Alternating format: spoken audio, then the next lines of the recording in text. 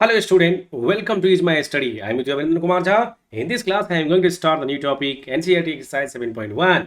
In the previous class, we have already learned about the different formulae of the integrations. You know the method of inspection. You know the concepts, antiderivative, inverse process, everything. It is remembered. I hope so. All of you have watched that videos. If you haven't yet, please watch that videos first. My lectures are interrelated. आज की class में हम शुरू करेंगे NCERT exercise 7.1 और आपको पता है कि सबसे आसान चैप्टर है क्योंकि इसमें वही फार्मूला बेस्ड क्वेश्चंस हैं। इवन जो मैथमेटिक्स नहीं भी ले रखा है, एक्स्ट्रा मैथ ले रखा है या मैथमेटिक्स से दूर दूर से कहीं वास्ता नहीं, बायोलॉजी लेके पढ़ रहा है, पीसीबी में पढ़ रहा है और फिर भी फिजिक्स के लिए पढ़ना चाहता है, उसके लिए भी आसान है। ये चैप्टर जरूर कर लो क्योंकि जो सिर्फ बायोलॉजी लेके पढ़ रहे हैं, मतलब मैथ नहीं है उनको, तो फिजिक्स में काम आने वाला है क्योंकि physics, mathematics is the language of physics. बिना मैथमेटिक्स के नो फिजिक्स। सिंपल, समझ आया? तो उसके लिए भी जरूरी है बहुत ही आसान। एग्जाम में ऐसे इतने आसान क्वेश्चन तो आने वाले नहीं है, लेकिन शुरुआत तो हम आसान से ही करेंगे। Let's start the today's lecture.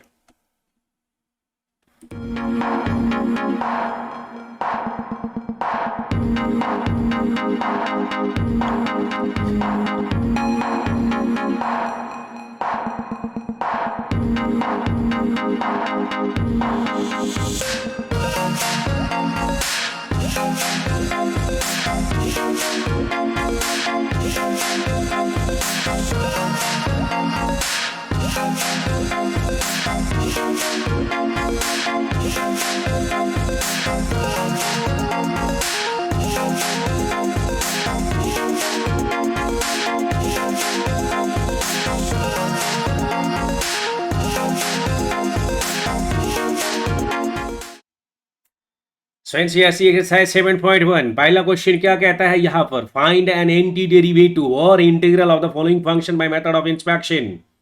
Question दिखा दूं क्या? आप सबको क्वेश्चन दिखा दूं क्या सर? चलिए मैं पहला क्वेश्चन दिखा देता हूं। तक यहाँ पर देखिए, मैं पहला क्वेश्चन यहाँ ले रहा हूं आप सबके लिए एनसीईआरटी एक्सरसाइज 7.1 का। फाइंड एन एंटी डेरिवेटिव और integral of the following function by method of inspection. तो पहला क्या है? sin 2x, दूसरा है cos 3x e की power 2x ax plus B का होल स्क्वायर, पांचवा है sin tx। सारे क्वेश्चन सॉल्व नहीं करूंगा क्योंकि ये चैप्टर में टोटल जो है कितने चैप्टर है, ये देखिए 22 क्वेश्चंस हैं। तो लास्ट के 21 और 22 करूंगा क्योंकि ऑब्जेक्टिव क्वेश्चन है, ऑब्जेक्टिव क्वेश्चन आ जाते हैं, इसको सोल्व करना सिखाऊंगा 21 और 22। लेकिन पहले क्वेश्चन करता हूं और बीच में एक आधी देख लेते हैं। तो करीब 2 और 8 से 10, मैक्सिमम 10 क्वेश्चन है, मैक्स बोला है मैंने, 6-7 में भी रोक सकता हूँ, ये चैप्टर हो जाएगा फिनिश। तो उसके अलावा भी कोई क्वेश्चन अगर आपसे नहीं होता है तो आप हमें कमेंट में लिखिए, हमारा व्हाट्सएप नंबर दिया हुआ है, चैनल में दिया हुआ है, आप हमें लिख दीजिए सर मुझे ये क्वेश्चन बता दो, मैं आपको वीडियो कॉल करके आपको उसी टाइम पे क्वेश्चन बता दूंगा। अगर कोई रह जाता है तो, अगर सारा हो जाता है well, move to the next lecture. तो शुरू करते हैं आज का lecture. Find an anti derivative और integral by the following method of inspection. क्या बोला यहाँ पर? फाइंड एन एंटी डेरिवेटिव और integral of the following function by method of inspection. पहला क्वेश्चन क्या है? sin 2x। तो चलिए ले लेते हैं पहला क्वेश्चन। sin 2x का मेथड्स ऑफ इंस्पेक्शन से हम कैसे निकालेंगे? तो हमारा पहला क्वेश्चन है यहां पर आप सबके लिए, मेरे प्यारे प्यारे बच्चों, sin 2x का इंटीग्रेशन ही निकालना है। एक तरह से एंटी डेरिवेटिव मतलब इंटीग्रेशन ही निकालना है, लेकिन निकालना है मेथड्स ऑफ इंस्पेक्शन है। तो क्या करेंगे? मेथड ऑफ इंस्पेक्शन कहता है कि ये कौन से फंक्शन को डेरिवेटिव करके आ सकता है। तो भैया डेरिवेटिव कब होता है? यानी जब हम d/2x cos 2x करेंगे तभी sin 2x आएगा, तो sin 2x उसमें आएगा।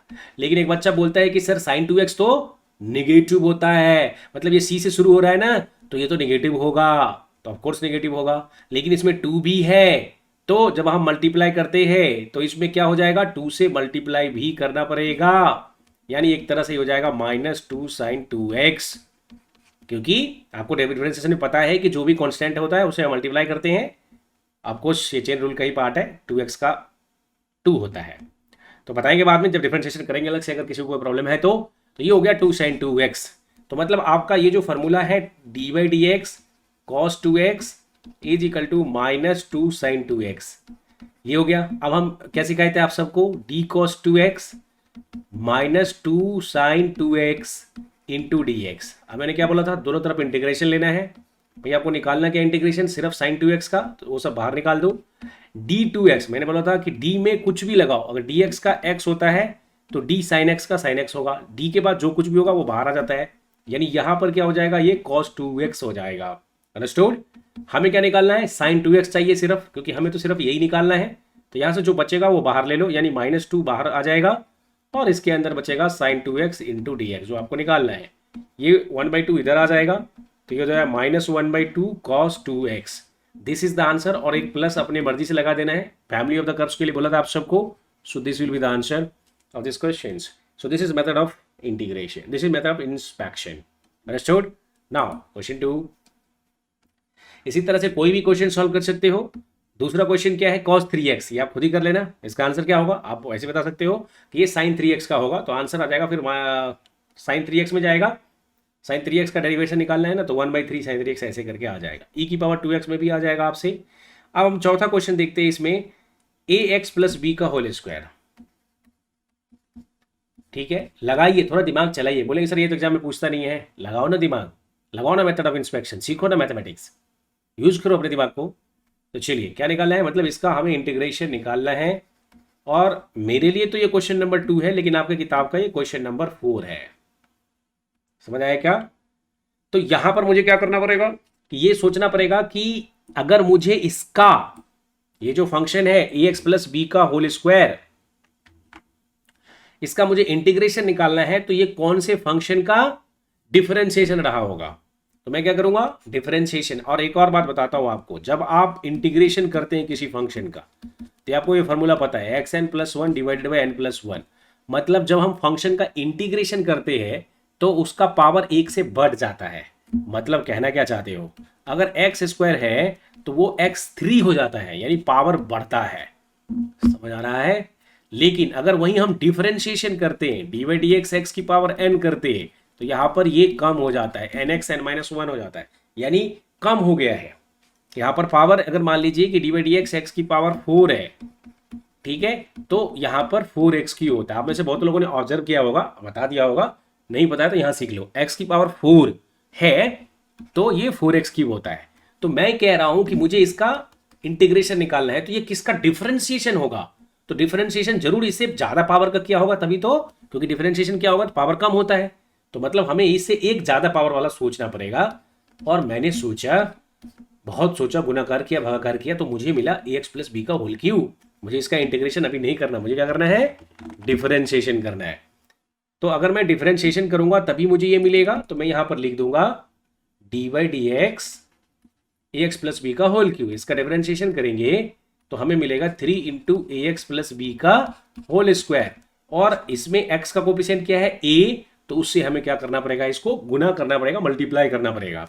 Now again the same methods. अब इसमें इतना टाइम लगाने की जरूरत नहीं है, डायरेक्टली आप आंसर लिख सकते हो। मतलब हमें इसका इंटीग्रेशन करना पड़ेगा, तो इसका होगा 1/3a ax + b का होल क्यूब, यही आंसर होगा। क्योंकि ये तो आपको निकालना ही है, लेकिन फिर भी मैं प्रोसेस करके बता देता हूँ। इसका आंसर क्या होगा, मतलब d ऐसे रखेंगे ax + b का होल क्यूब, और 3a कांस्टेंट है तो इधर रह जाएगा, और इधर हो जाएगा ax + b का होल स्क्वायर। अब इंटीग्रेशन दोनों तरफ जर देंगे और इसका dx इसको पिन्हा देंगे। तो मुझे बताओ dx का x होता है, तो dx + b का होल क्यूब का क्या होगा, ax + b का होल क्यूब। इसके साथ मल्टीप्लाई क्या करोगे, 1/3a। इधर क्या बचेगा जो आपको निकालना है, ax + b का होल स्क्वायर इंटू dx। और जो भी बचेगा उसमें हम आखिरी में c लगा देते हैं। तो आपको मालूम है इसका आंसर क्या होगा, 1/3a इंटू ax + b का होल क्यूब। अगर हम इसको इंटीग्रेट करेंगे तो x + b का होल स्क्वायर आ जाएगा। सो we have understood here it is the antiderivative of the functions. Okay, so this is the integral of the functions. We have understood that what is the method of inspection. लेकिन सवाल उठता है, क्या दुनिया के सारे problem हम ऐसे ही सॉल्व करेंगे? जी नहीं। इसके अलावा बहुत सारे ऐसे फंक्शन है जहां पर हमें डिफरेंशिएशन निकालने में हालत खराब हो जाती थी। ऐसे फंक्शन का इंटीग्रेशन कैसे निकालेंगे? So is there any other methods? Yeah, definitely there is other methods that I'm going to start in the next class. This is the method of integrations. So let's start the another questions. First finish this, then in the next class I will go start the method of integration. There we'll learn the integration by substitution, integration by parts, and integration by some partial fractions, and some special methods. Different types of methods are there. One by one we'll keep learning. तो अभी तक channel को subscribe नहीं किया है तो please कर दीजिएगा, वीडियोस आते रहेंगे। और अगर अच्छा लगता है तो एक बार बोल दीजिएगा सर अच्छा बनाते हो, गंदा बनाते हो तो वो भी बोल दीजिएगा। और अगर मैंने कुछ सजेशन है आपका कि सर ऐसा करोगे तो अच्छा होगा, वो भी आपके लिए हम करेंगे। अल्टीमेटली फॉर स्टूडेंट्स के लिए है, जो स्टूडेंट अगर पढ़ रहे हैं 11th-12th के लिए, तो उनके लिए हम ये वीडियो दे रहे हैं। जेई की तैयारी करें उनके लिए भी है। सो क्वेश्चन नंबर 6 इस तरह से आप कर सकते हो, फार्मूला बेस्ड क्वेश्चंस है। जैसे मैं क्वेश्चन नंबर 13 लेता हूं और इसको सॉल्व करके देता हूं। एक बहुत ही सिंपल क्वेश्चन ले लेते हैं, 8 क्वेश्चन ले लेते हैं। ax square plus b x plus c into d x, मतलब हमें इसका इंटीग्रेशन निकालना है। तो चलो भैया क्या करेंगे इसका इंटीग्रेशन निकालने के लिए। आपको बताया था मैंने प्रॉपर्टीज ऑफ इंटीग्रेशन लेक्चर 2 बताया था। इसमें क्या करते हैं, सबको अलग अलग इंटीग्रेट करेंगे। ax स्क्वायर, फिर यहाँ पर क्या हो जाएगा bx dx, और फिर क्या हो जाएगा c dx। तो मुझे बताइए क्या होगा। इसको लिखेंगे ax की power 3/3 plus bx square by 2 plus cx, और फिर आखिरी में हम एक c लगाते हैं। अब यहाँ कंफ्यूजन होगा सर इधर भी c है तो c1 कर लेना, कोई दिक्कत नहीं, मेरी मर्जी, पर c1 बिलोंग्स टू r। अब बच्चा पूछता है सर अगर मैं c लिखूँ तो क्या मेरा गलत हो जाएगा। बिल्कुल भी गलत नहीं होगा, क्योंकि उनको पता है कि ये c प्रॉब्लम वाला c है और ये कांस्टेंट वाला है। सो ax प्लस बी, यहाँ पर bx स्क्वायर बाई 2 कि c ने ऐसा लिखा तो वो भी गलत नहीं है, it is equally holds goods. Okay, but sometimes to remove the confusion we add some c1 or c2 some different constant we added, otherwise you will understand it is same। कुछ बच्चा बोलेगा सर x c कॉमन ले लो x plus 1, मजा आ गया। अरे c is different, यहाँ पर लिख देना c is the constant of integration या आर्बिट्रेरी कांस्टेंट, बस ये लिख देना, बात खत्म। c is the constant of integration. Board के लिए बता रहा हूँ, ऑब्जेक्टिव क्वेश्चन में ऐसा कोई खतरा रहता ही नहीं है, तो आप कर सकते हो इस तरह का क्वेश्चन। अब हम लेते हैं क्वेश्चन नंबर 13, जिसमें बच्चों को मुश्किल का सामना करना पड़ता है, तो 13 क्वेश्चन भी ले लेते हैं। देखिए इजी है, वैसे मैं सारा क्वेश्चन भी कर सकता हूँ, आप चाहते हैं कि सारा क्वेश्चन होना चाहिए तो वो भी कमेंट करके लिखिएगा, क्योंकि बहुत इजी है। अदरवाइज आप खुद से करिए, ऑलरेडी मैंने बता रखा है आपको। X cube plus, sorry minus है, minus x square plus x minus 1 divided by x minus 1 into dx. You have to find the integration of this. Now question is how we'll find the integration. So यहाँ तो कुछ है ही नहीं, तो इसका हमें कुछ कॉमन हो रहा है क्या, चलिए देखते हैं नेक्स्ट पेज पे। यहाँ पर अगर इसको करना होगा तो ऊपर वाला जो इसका टर्म है, तो इसका जो ऊपर वाला टर्म है इसमें कुछ कॉमन हो रहा है। देखो ऊपर वाले में यहाँ एक्स स्क्वायर कॉमन हो रहा है, क्या बचेगा x माइनस 1 और प्लस 1 इंटू एक्स माइनस 1, तो कॉमन ले लेना है x माइनस 1, इसको सिंपल फॉर्म में कन्वर्ट करना है।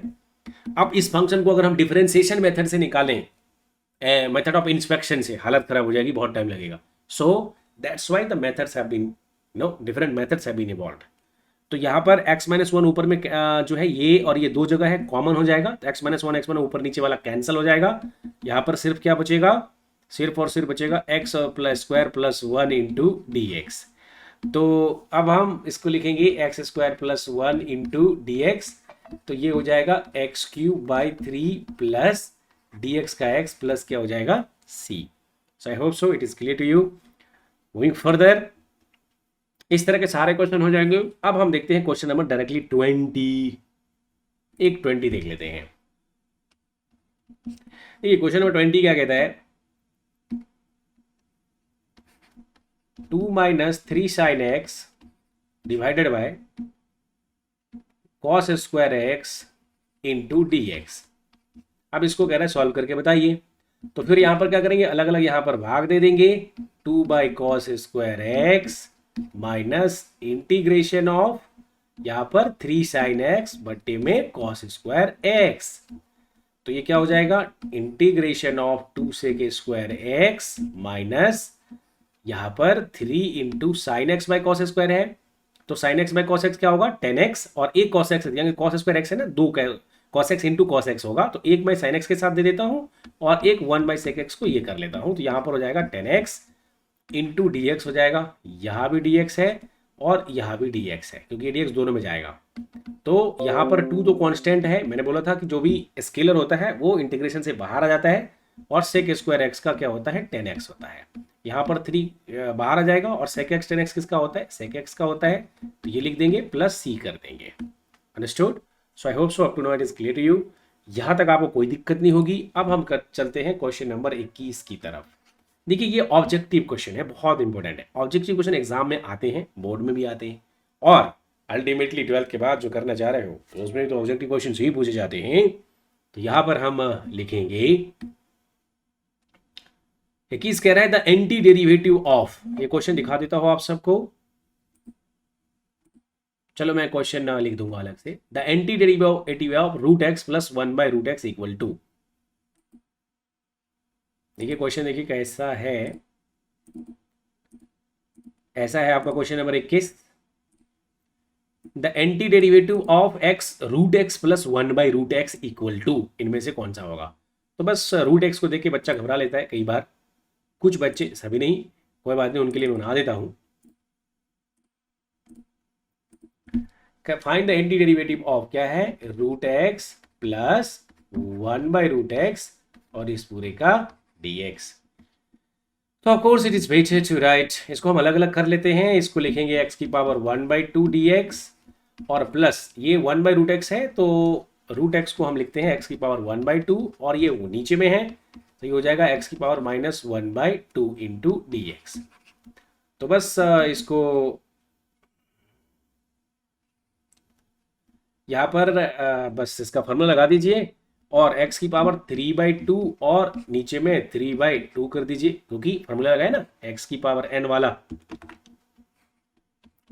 x की पावर n dx को क्या लिखेंगे x की power n + 1 divided by n + 1।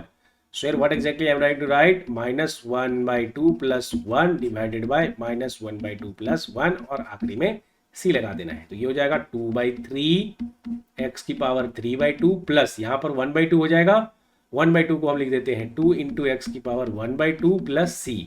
So of course you can write in this way. और इसका ऑप्शन देख लेते हैं चारों में से कौन सा बैठ रहा है। 2/3 एक्स की पावर 3/2 2 एक्स की पावर 1/2 प्लस c। क्वेश्चन हमारा इसमें बैठ रहा है c। सो आंसर भी c हो रहा है, इसमें भी c है।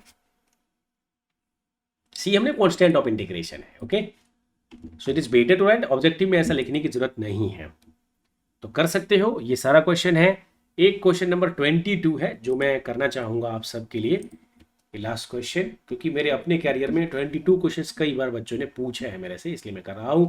इसमें बोल रहे हैं कि इफ d/dx fx, कोई फंक्शन है जिसका डेरिवेटिव दिया हुआ है, क्या 4x³ माइनस 3x की पावर 4, ठीक है, सच दैट, इस तरह से एक वैल्यू, फंक्शनल वैल्यू भी दिया हुआ है कि f(2) जो है वो 0 है, ठीक है, यूज करेंगे इसको। और then find fx।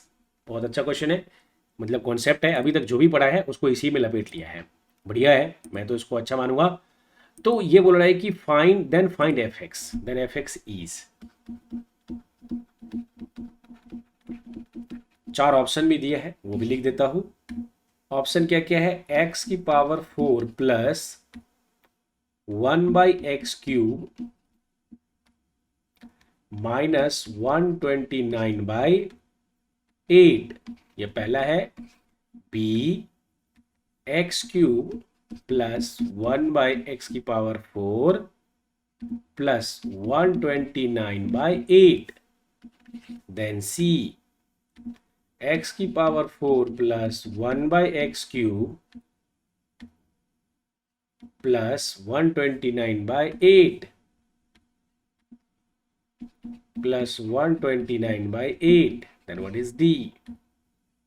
x³ plus 1/x की पावर 4 प्लस, सॉरी माइनस है, 129/8। सो इन चारों में से कोई एक ऑप्शन होगा।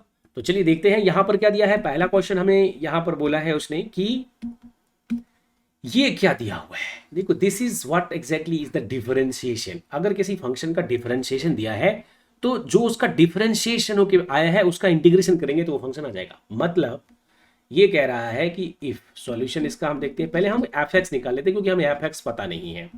तो हमें जो गिवन है d/dx, इससे हम क्या करेंगे, डी ऑफ एफ एक्स रहने देते हैं, और मतलब 4x³ माइनस 3x की पावर 4 जो आया है, अगर हम इसका इंटीग्रेशन निकालें, dx करें, ये dx इधर ले लिया, तो हमें मिलता है एफ एक्स।